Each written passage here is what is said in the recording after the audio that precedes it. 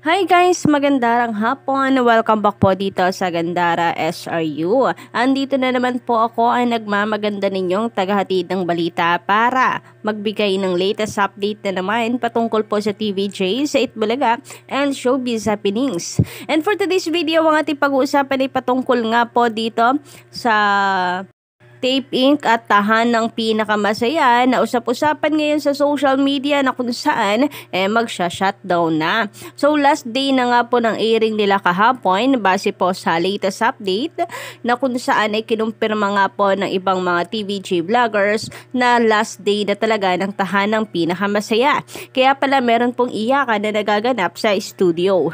Pero meron pong big revelation patungkol po dito sa tahanang pinakamasaya na kung saan ayon po sa source na tagaloob ng Tape Inc. umano, talagang naharap sa financial problem ang Tape Inc. na kung saan hindi na po mabayaran pa at patong-patong ang utang sa suppliers. Unti-unti na rin daw nga pong nagbabawas ng empleyado ang Tape Inc. na kung saan senyales po talaga na mawawala na sila sa ere. So, kutob ng marami ito ang TV show na tinutukoy sa isang blind item na kung saan nagbaba na ng TV ad rates at ang producer ay nai-stress na dahil sa pagkalugi at hindi na kinakaya pa ang gastusin. So ang revelasyon ng taga-Tape Inc. umano is that totoo ang chismis. Nagbaba nga sila ng TV ad rates para magmukhang marami pa ring sumusuporta sa kanilang advertisers upang sa gayon hindi mag-pull out ang mga advertisers nila. At syempre nga naman kapag laging balita mataas pa rin ang kanilang TV ads at marami pa rin ang kanilang advertisers, makakapanghikayat pa sila ng iba pang advertisers at maakit pa na mag-advertise sa kanila. Subalit, mukhang hindi pa rin effective ang kanilang strategy na ito dahil kitang-kita at napakalinaw naman po kasi sa TV ratings na napakababa. So, sino pong maniniwala na may nanonood sa kanila? So, siguro kahit ano pong gawin nilang panghihikayat at strategy, ay hindi na po nila mapapaikot o mauuto ang mga advertisers. So, sabi po dito, na isang big revelation na dito sa nangyayari pala talaga sa Tape Inc. Sabi dito, "Hello guys, update ko po kayo.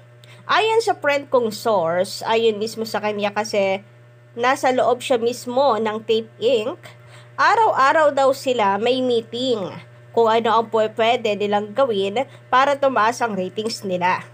And ayon din sa kanya, para hindi daw umalis ang mga advertisers, nag-offer daw sila ng mas bababa na presyo for ad nila para hindi na umalis ang kanilang advertisers at para palabasin na marami pa rin silang advertisers na naniniwala kuno sa kanila. Pero besh, parang malapit na ang July, baka mategi na nga ang show kasi lugi ang producers. At eto pa, nagbabawas na daw sila na empleyado para ng pakonti-konti. At eto pa, palaki ng palaki ang utang ng tape sa mga suppliers. Kasi kahit anong gawin daw hindi pa rin makakatulong yung social media nila kasi bababa din ang views at walang ads na pumapasok. Ay, grabehan din. Sugal kung sugal talaga ang kanilang gagawin sa programang ito. Kung gusto pa rin nila ipagpatuloy, di sugal lang. Kahit hindi nila alam kung magiging successful ba ang kanilang show at makakabawi ba sila. Or suko na lamang kaysa sa mas marami pang pera ang mawala sa kanila. About naman sa mahigit 200 empleyado ng Tape Inc., ganun talaga wala tayong magagawa at saka hindi rin naman natin gusto na mawalan sila ng trabaho lalo na yung mga nasa likod ng camera, di ba? Pero they know naman kung ano po ang kanilang kakaharapin sa Tape Inc. sa Itbulaga bago pa man nila tanggapin ang trabahong ito. So, hindi pa man nakakaalis sa TVJ, talagang mukhang wala na agad future ang show na itatayo ng Tape Inc. Pagpapatuloy ng Tape Inc. na programa. And kung totoo naman ang patungkol sa reformat, mukhang yung mga nasa likod naman ng kamera ay mananatili sa kanilang trabaho at konti lang yung mawawala kung sakasakali. And kung makikita po natin dito sa picture nito, mukhang ito po ay si John Halosos, ano? Kung daw hindi kakamali. And niyayakap po niya yung mga staff and the host ng Tahanang Pinakamasaya na talagang nag-iyakan. So, paano hindi ka mapapaisip nito na talagang tegi na ang Tahanang Pinakamasaya at the same time ang tape ink sa noon time kasi mismong tape ink po na social media ang nawala. Yung Tahanang Pinakamasaya nakita ko nandun pa din naman. So kung ito ang mawawala, bakit yung tape ink page ang kanila pong tinanggal? Pati po sa Instagram, sa Twitter, sa Facebook, wala na po ang tape ink na social media account. So, ayan, kung ako nagkakamali, yung nakatalikod, ito po si Bullet Halosos. Then, yung nakaakap na ito ay si John Halosos. And maybe saying farewell sa mga host and the staff. Anyway, meron pa usap-usapan na hindi naman mawawala ang taping sa noon time, kundi magre-reformat lamang po sila ng kanilang programa. So, bakit ngayon nag-iiyakan sila kung magre-reformat lang? Tatanggalin ba ang mga host at magpapalit ng iba? Di kung nagkaganon, ganon pa rin talaga ang tape ink. Wala pa rin pakialam sa empleyado kapag hindi nila nakikitang mapapakinabangan nila ay aalisin na lamang. So, nangyari po sa TVJ, akala nila wala nang magagawa pa dahil matanda na ang TVJ at kailangan ng palitan. Ganito rin ang mangyayari sa mga Tahanang Pinakamasaya host kung totoo na magre-reformat lamang po sila, magpapalit ng title and host. Anyway, hindi pa naman po kumpirmado ang tungkol sa balitang iyon, pero ang sabi, replay episode 2 muna ang mapapanood sa GMA7 mula Lunes hanggang Huwebes. So, ganun din yung nangyari nung umalis po ang TVJ sa Tape Inc. Replay muna ang pinalabas ng Tape Inc. and then new set of host na. So mukhang pagkatapos po ng replay, ibang programa na ang mapapanood natin. Po pwedeng produce pa din ng Tape Inc. at po pwede din naman na papalitan na sila ng TikTok lock. So marami po kasing pabor na TikTok lock na lang ang pumalit sa kanila. Mabuti nga daw at mawawala na ang Tahanang Manggagaya. And about naman sa sinasabi ditong nagbaba ng TV ad rates ang Tape Inc., siguro kaya po na kahit napakarami nilang sinasabi na ang dami nilang commercials, ang dami nilang advertisers, lugin-lugit hindi pa rin na nababawi yung kanila pong mga expenses sa halos araw-araw. At yung kanilang mga winners nga like sa QR ay hindi na po nila napapansin. Tunay, napakasakit dito sa ulo lalo na para po sa isang producer.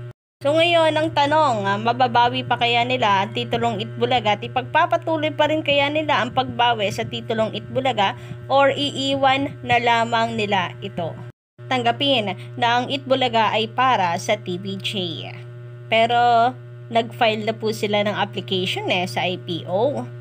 Meaning ba nito mawala man sila na sa ere basta hindi magamit ito ng TVJ or hindi mapakinabangan ng TVJ ang Itbulaga ang goal nila? Anyway, abangan na lamang po natin bukas kung ano po ang magiging statement na ilalabas ng Tape Inc. at GMA7.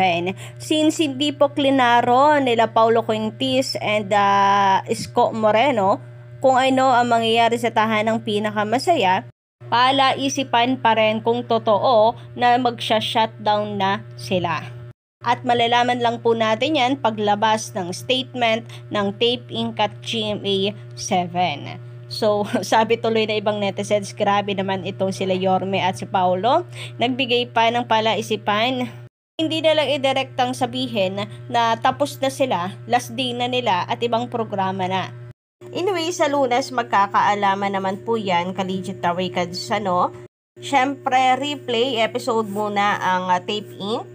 Pero sa joint statement ay magkakaalaman yan kung reformat lang ba ang kanilang gagawin or talaga ang GMA Network ay napagdesisyonan na natanggalin ang Tape Inc. i-terminate ang kontrata nila. Kasi 'di ba, hanggang December 2024 pa ang kanilang kontrata.